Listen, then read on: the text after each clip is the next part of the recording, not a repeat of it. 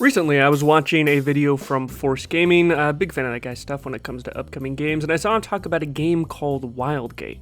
Essentially, it's this PvPvE shooter where you get thrown into a lobby with a bunch of people and try to blow up each other's spaceships. He seemed like a big fan of the game, and it looked pretty good, so I signed up a few weeks back for future playtests, and wouldn't you know it, I got in this past weekend, and although it wasn't my plan, I enjoyed the game so much that I spent pretty much all of my free time this weekend playing, and stopped my other scripts to make a quick video about this so that more people could hopefully get their eyes on it. So what exactly is Wildgate? Well, it kind of works combat-wise like Sea of Thieves in space. Instead of a constant open world MMO sort of experience though, each match will be loaded into a lobby of 20 players, 5 teams with 4 players on each team. And from here, you'll have 2 ways to win, either be the last ship standing or escape with an item called the artifact. And that's really the basic gist of things. Doesn't sound too crazy, but the game has a lot of things you'll need to keep track of and manage as you explore around and kill enemies. Now, the first thing you'll likely want to do when you start playing is to run through the tutorial. I thought things were a bit overwhelming at first, but once you get a few matches in, things are relatively easy to understand, but not too predictable to the point where every match feels the same. For most matches, you'll get loaded into your ship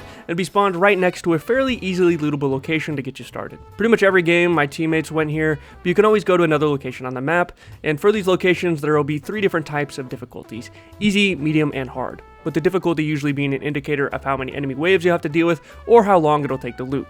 But with that difficulty, you'll usually get better loot the higher the difficulty is. Inside these locations, you'll either have some waves of enemies you'll have to kill, some puzzles, or a mix of both. I think the game does a pretty decent job of mixing things up, even this early on in development. Sometimes you'll have like these robot grunts you have to kill, or maybe you'll have some teleporting space serpents you have to kill.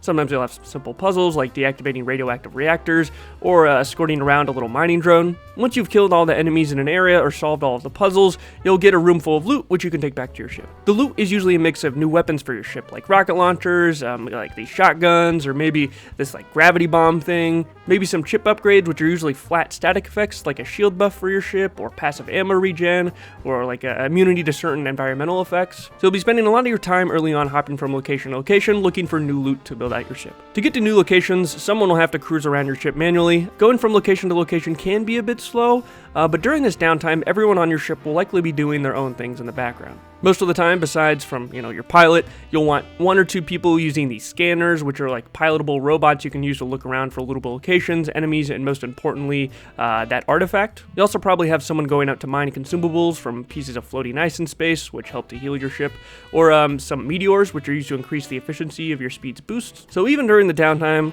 you're staying busy. Now, the time you spend cruising around and looting can vary pretty wildly from match to match. Sometimes you won't run into enemies for a good, like 15-20 minutes, so you'll have a lot of time to deck out your ship, while other times you'll pretty quickly run into an enemy ship and be forced to start fighting with pretty much base ship components. And that's when you'll get into the PvP, and this was easily my favorite part of the game. Depending on what your specific hero does, you'll likely have a certain role to play on your team, because this isn't just like shooting rockets at each other's ships. No, you'll also be actively boarding the enemy ship or defending your ship from enemies that are trying to board yours. Some characters are better at certain things like boarding or healing, so you can flex into certain role types if you like, but it's not like a make or break thing in my opinion. Even the defenders can board ships pretty easily, and offensive board characters still play an important role at defending things back on base. Now, battles themselves are a tough balancing act. You'll be spending a lot of your time making a lot of in-the-moment decisions. You gotta make sure someone's shooting at the enemy ship with some weapons. If you manage to crack through the enemy shield, you'll want your team to focus all of your weapons on their ship to do as much damage as possible while it's regenerating, but you'll also need a pilot to make sure you're close enough for the range of your weapons, but also not too close to get boarded or collided with, and also, depending on the ship, you'll need to make sure you're turned the correct direction so your teammates can actually shoot at the enemies, but the enemy is going to be shooting back at your ship, so you'll want to make sure you're putting out fires and stopping things from breaking all over the ship while making sure you fend off enemies that have boarded. But you'll also probably want someone boarding the enemy ship to break weapons, overload their ship's reactor, and killing enemies, which will force them to wait 12 seconds to respawn, which could give your team enough time to overwhelm the enemy.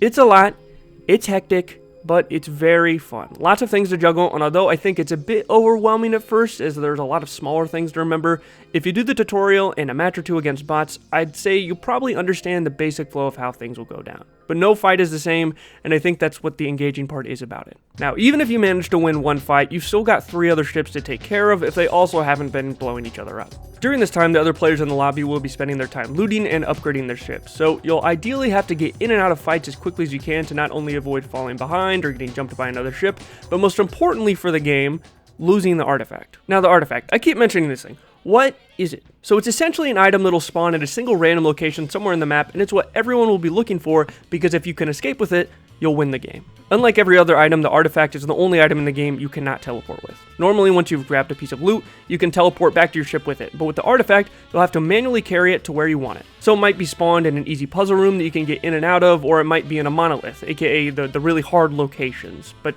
either way, you'll have to finish whatever puzzle or kill however many hordes of enemies there are to be able to walk out with the thing. Now, once you've picked this up and put it on your ship, you'll be marked on the map for all enemy players to see, immediately making you pretty much the prime target for everyone in the lobby.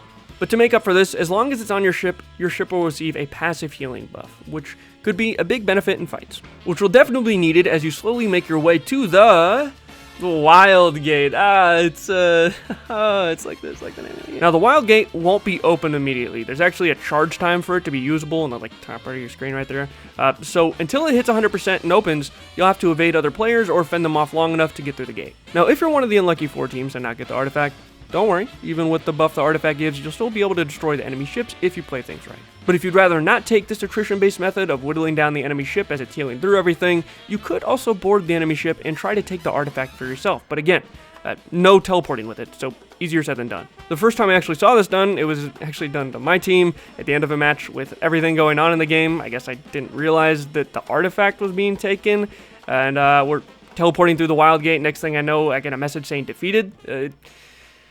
It took me a bit to realize what had even happened. I thought we had won, but apparently they had taken the artifact at some point during the battle we were having, and I guess I was just completely oblivious to this entire thing going down. But yeah, that is essentially kind of what your average match will look like. Sometimes you'll get fucking destroyed in the first few minutes, sometimes your team will be bum rushing the artifact and just trying to stay away from enemies as long as possible, or maybe your team will just want to go immediately into combat with other ships. So every game will be a bit different depending on the strat your team wants to go for, as well as your loadouts. Currently, as it stands, the game has 5 playable characters, with 2 coming in the near future. The robot is a really good all-around character. He doesn't have to worry about oxygen, which isn't usually a big problem, but it's one less thing for new players to worry about, I guess.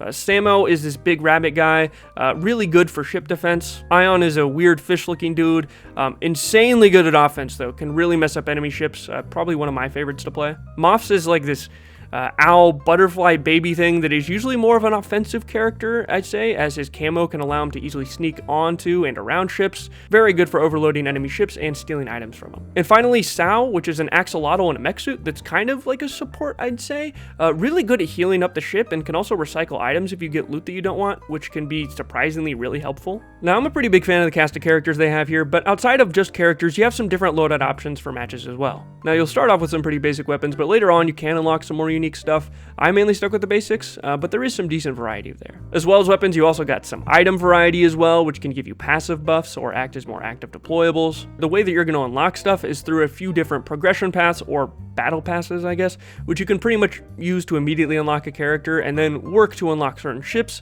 weapons, items, or skins that are in that pass. So far, everything is earnable through these passes, but I'm guessing we'll likely see some sort of change to this in the future. Hopefully monetization won't be too bad when it happens though.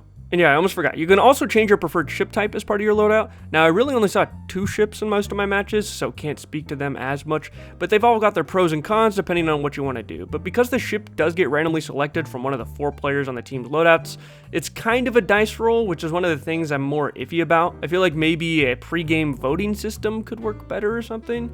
Right now, it feels a bit too random. But yeah, I think that covers really everything there is to know about the game so far. So, what are my overall thoughts on things? Well, I think I've said this enough, but I had a really fun time with this thing. When the playtest ended on Monday, I was really bummed out.